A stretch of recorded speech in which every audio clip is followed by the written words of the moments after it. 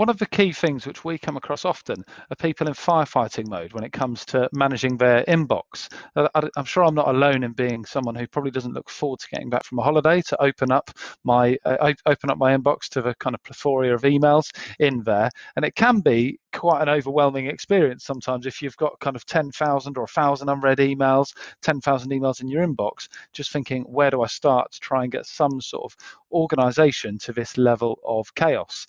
We see a number of different approaches, and I'm just going to show a couple of tips for getting a bit more law and order into your inbox. I think the first thing is to try and manage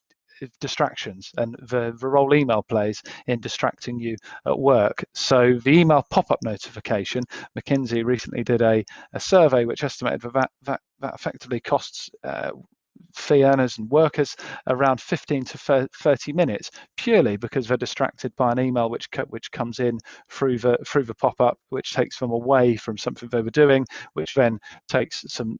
time back in terms of when it comes to trying to refocus on what you were doing. So I think the first tip really is to turn the email notification off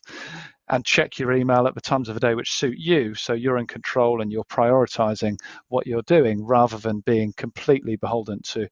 what comes in, and importantly when it comes in. The other kind of second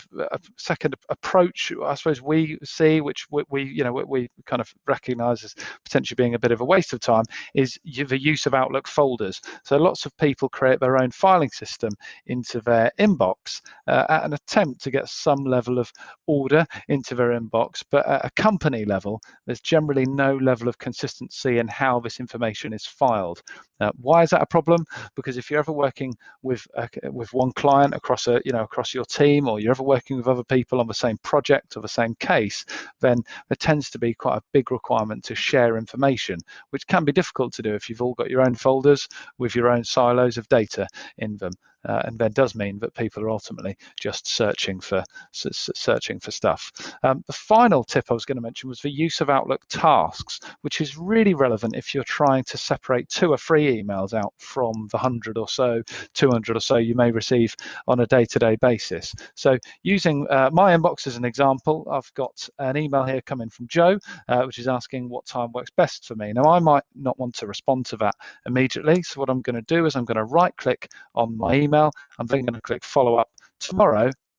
which then means it's going to move into my task queue for tomorrow. So before going through the emails which are less important than others, I'm going to start with my most important ones by clicking on tasks here, where I've got a to-do list of tasks to attend to the next day. These are just a couple of ways to help you get a bit more control, and I suppose help you feel a little less overwhelmed when it comes to managing your inbox. So thanks very much for watching.